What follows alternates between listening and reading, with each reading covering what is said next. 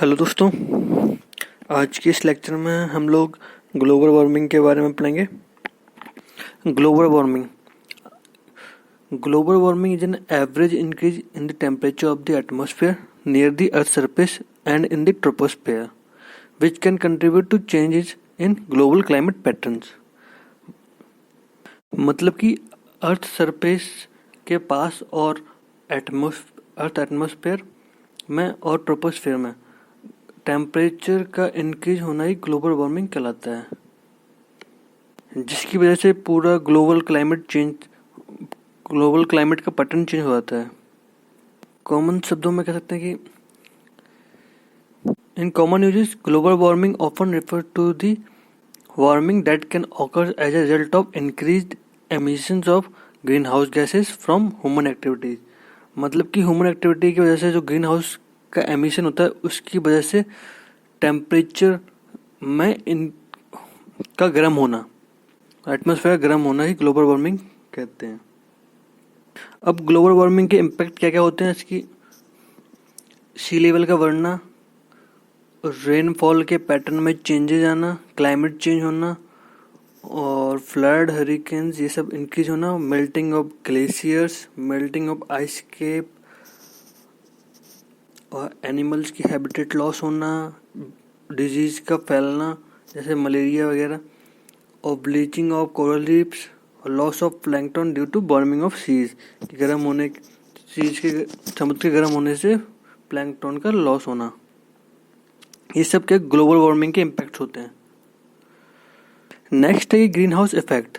Green house effect is the process by which radiation from the sun are absorbed by the greenhouse gases and not reflected back into space. This insulates the surface of the earth and prevents it from freezing. मतलब कि सन से radiation आती है वो green house gases के द्वारा absorb कर ली जाती है और वो वापस स्पेस में रिफ्लेक्ट नहीं करती। इस वजह से इसी को ग्रीन हाउस इफेक्ट कहते हैं।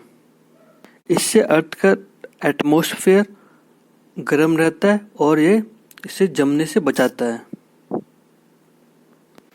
Greenhouse effect is a process caused by which greenhouse gases which occur naturally in the atmosphere. Greenhouse gases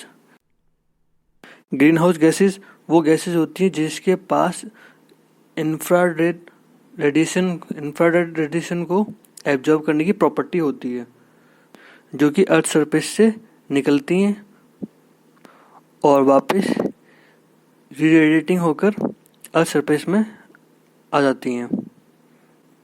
इस वजह से ग्रीन हाउस इफेक्ट के प्रोसेस होता है। ग्रीन हाउस गैसेस के एग्जांपल जैसे वाटर वेपर और कार्बन डाइऑक्साइड, ये दोनों एनवायरनमेंट में नेचुरली प्रेजेंट होती हैं एक ह्यूज अमाउंट में, क्योंकि वाटर वेपर नेचुरल प्रोसेस से इवेपोरेट होता रहता है, इससे वाटर वेपर बनते हैं। उसी प्रकार कार्बन डाइऑक्साइड रेस्पिरेशन के द्वारा एनवायरनमेंट में मौजूद रहता है। और methane, nitrous oxide, ozone, chlorofluorocarbon, hydrofluorocarbon, ये सब ग्रीन हाउस गैसेस में ही काउंट होती हैं।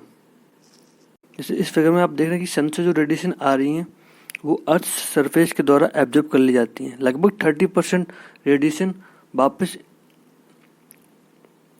स्पेस में रिफ्लेक्ट बैक हो जाती हैं।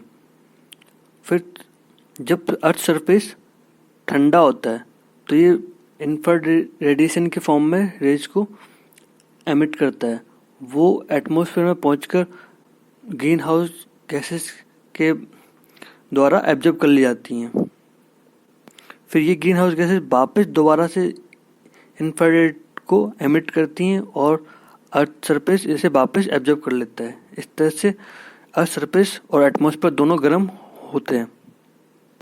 जैसे कि हमने ग्रीन हाउस इफेक्ट में पढ़ा कि ग्रीन हाउस इफेक्ट के द्वारा अर्थ सरफेस और एटमॉस्फेयर गर्म होता है और इसे ठंडा होने से बचाता है, तो मतलब कि ये हमारे लिए फ़ायदेमंद है। लेकिन होता क्या कि ग्रीन हाउस गैसेस जो पहले नेचुरली रूप से प्रेजेंट थी एटमॉस्फेयर में, वो एक लिमिट में थी, लेकिन कुछ ह्यूमन एक्टिविटी की वजह से ये एटमॉस्फेयर में लिमिट से बाहर होगी, मतलब ह्यूज अमाउंट में प्रेजेंट होगी। इस वजह से ये ज़्यादा हीट एब्जॉर्ब करती हैं और ये ज़्यादा से ज़्यादा एटमॉस्फेयर को गर्म करती हैं, जो कि एवरेज टेम्परेचर से काफ़ी ज़्यादा हाई होता है। इस वजह से ये हानिकारक होता है अर्थ के लिए भी और ह्यूमन लाइफ के लिए भी।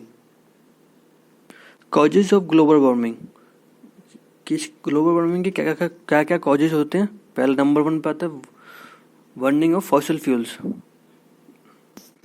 जब हम एटमॉस्फेयर में कोल, ऑयल, गैस को जलाते हैं तो ह्यूज अमाउंट में CO2 को रिलीज करती है एटमॉस्फेयर में, जो कि एक ग्रीन हाउस गैसेस है। डिफॉरेस्टेशन एंड ट्री क्लियरिंग, जैसा कि हम जानते हैं प्लांट और ट्रीज क्लाइमेट को रेगुलेट करने में एक बहुत ही अहम रोल निभाते हैं। ये कार्बन डाइऑक्साइड को एब्जॉर्ब करते हैं और ऑक्सीजन को रिलीज करते हैं। इस वजह से टेम्परेचर मेंटेन रहता है, लेकिन डिफॉरेस्टेशन की वजह से टेम्परेचर डिस्टर्ब हो जाता है और कार्बन डाइऑक्साइड जो एब्जॉर्ब की जाती है प्लांट्स के द्वारा वो कम हो जाती है और इस वजह से एटमॉस्फेयर में CO2 का लेवल हाई रहता है। नेक्स्ट है agriculture and farming. Animals particularly live stock like sheep, kettles produce methane, जो कि एक ग्रीन हाउस गैस है। और कुछ फर्टिलाइजर जो किसानों द्वारा यूज किए जाते हैं वो नाइट्रस ऑक्साइड को रिलीज करते हैं। नाइट्रस ऑक्साइड भी एक ग्रीन हाउस गैस है। इंडस्ट्रियलाइजेशन, कि इंडस्ट्रियलाइजेशन एटमॉस्फेयर में काफ़ी जैसे CO2, NO2, SO4, CFC, ये सब गैसेस जो कि ग्रीन हाउस गैसेस होती हैं, इनको एक ह्यूज अमाउंट में एटमॉस्फेयर में रिलीज करती हैं। ट्रैवल एंड ट्रांसपोर्टेशन की वजह से भी ग्रीन हाउस गैसेस का रिलीज होता है। और यूज ऑफ एरोसॉल्स, इसमें भी ह्यूज अमाउंट में CO2, CFC, ये सब गैसेस पाई जाती हैं।